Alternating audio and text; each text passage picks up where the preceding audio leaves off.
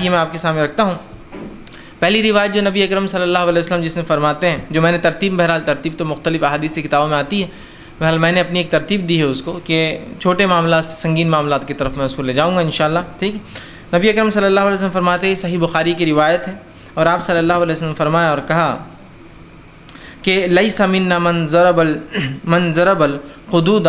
وشق الجیوب ودعا بدعاء الجاہلیہ، کہ آپ صلی اللہ علیہ وسلم فرماتے ہیں اور کہتے ہیں کہ وہ ہم میں سے نہیں، ٹھیک ہے۔ عبداللہ رضی اللہ عنہ حدیث کے راوی فرماتے ہیں کہ آپ صلی اللہ علیہ وسلم فرمایا وہ شخص ہم میں سے نہیں، ٹھیک، وہ شخص ہم میں سے نہیں جو جب غم کی حالت ہو، کوئی صدمہ اس پر آ جائے، کوئی مشکل اس پر آ جائے، جو وہ ہم میں سے نہیں ہے جو اپنے گالوں کو پیٹے، اپنے گالوں کو پیٹے اور اپنے گریبان کو چاک کرے،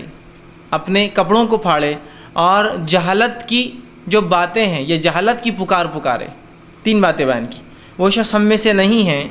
جو جب کوئی غم ہو جائے، کوئی صدمہ پہنچے، کوئی مر جائے، کوئی نقصان ہو جائے تو اپنے گالوں کو پیٹے یا اپنے جسموں کو مارے، ضرب کا لفظ ہے، یا وہ اپنے گریبان کو کپڑوں کو چاک کرے، یہ بتانے کے لیے مجھ پہ بہت بڑی مصیبت آ گئی ہے۔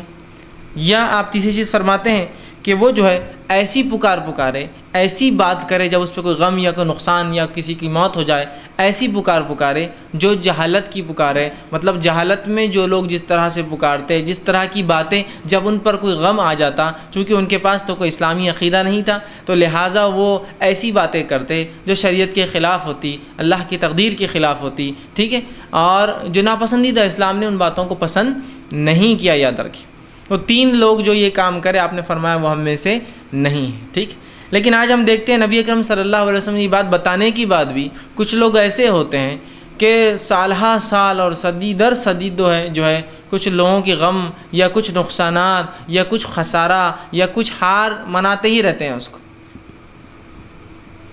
جبکہ آپ وسلم فرما رہے ہیں کہ وہ ہم میں سے نہیں جو غم کرے اور جو ہے اپنے گالوں کو پیٹے۔ اب کوئی صدمہ ہو گیا کسی شخص پہ اور ہم دیکھتے ہیں کہ اس پہ کوئی صدمہ ہو گیا تو وہ اپنے آپ کو مارتا ہے۔ آپ دیکھتے ہوں گے اگر غم ہو جائے اور جس انسان کو شریعت کا حکم نہیں معلوم، کتاب و سنت کیا کہتے ہیں اسے علم نہیں ہے، تو دیکھیے جب کوئی نقصان ہوتا ہے وہ اپنے آپ کو مارتا ہے، سینہ پیٹتے ہیں، گالوں پر مارتے ہیں، بال کھول دیتے ہیں، ٹھیک ہے۔ اسی طرح جو ہے ہاتھ میں کوئی چیز ہو تو چوڑیاں ہو تو عورت توڑ دے رہی کہ اس کو کوئی خبر آ گئی بیٹا مر گیا، شوہر مر گیا، فلاں ہو گیا، یا چیزوں کو اٹھا کر پھینک دیتے ہیں، جسموں کو نقصان پہنچا لیتے ہیں، مطلب اپنے آپ کو مار کے خون نکال دیتے ہیں، وہ ہم میں سے نہیں۔ دوسرا جو کپڑوں کو پھاڑ دے رہے غم میں، عربوں میں یہ طریقہ تھا کہ جب کوئی غم کی خبر آتی تو وہ اپنے چہرے پر مارتے، قریش میں یہ طریقہ تھا، پیٹتے، ٹھیک، اور اس کے بعد جو ہے اپنے کپڑوں کو چاک کرتے، پھاڑ دیتے تاکہ بتائے کہ کتنا ہمیں غم ہے۔ اور آپ نے فرمایا تیسری چیز ایسی پکارے جو جہالت کی پکار تھی، مطلب ایسی باتیں کرے جو دور جہالت کی باتیں تھی، ٹھیک، جیسے کہ اللہ کو کیا ہمیں ہی تکلیف پہنچانا تھی، کیا ہمارا ہی گھر ملا تھا، ٹھیک ہے، یا اللہ ہم سے محبت نہیں کرتا ہے، حالانکہ میں نے اتنی عبادت اللہ کی کہ پھر بھی اللہ نے یہ چیز مجھ سے چھین لی،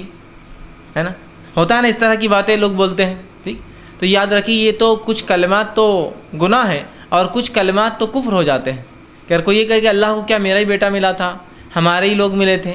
ہے نا، تو کفریہ کلمات۔ یا کچھ نقصان ہو جائے تو لوگ کہتے ہیں ہمارا ہی گھر ملا تھا کہ یار پڑوسی تو اتنے امیر تھے نا، ان کا نقصان ہو جاتا تو کیا ہوا، تو گویا آپ اس سے حسد رکھتے ہیں، تو یہ تو گناہ ہے۔ لیکن اگر آپ یہ کہیں کیا میرا ہی گھر ملا تھا، اللہ کو کیا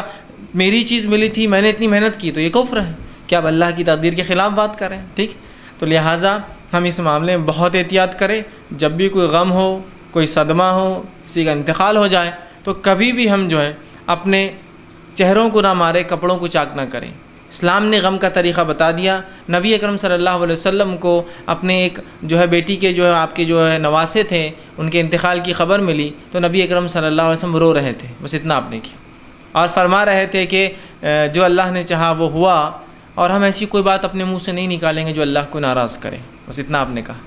عبد الرحمن ابن عوف رضی اللہ عنہ نے دیکھا اللہ کے رسول، فرمایا ان کو لگا کہ یہ تو نبوت کے خلاف ہے رونا، کہا آپ روتے ہیں؟ تو کہا آنسو اللہ کی رحمت ہے، ٹھیک، مطلب اتنے کی اجازت ہے غم کی کہ آدمی روئے اس کے لیے، لیکن چہرے پر مارنا،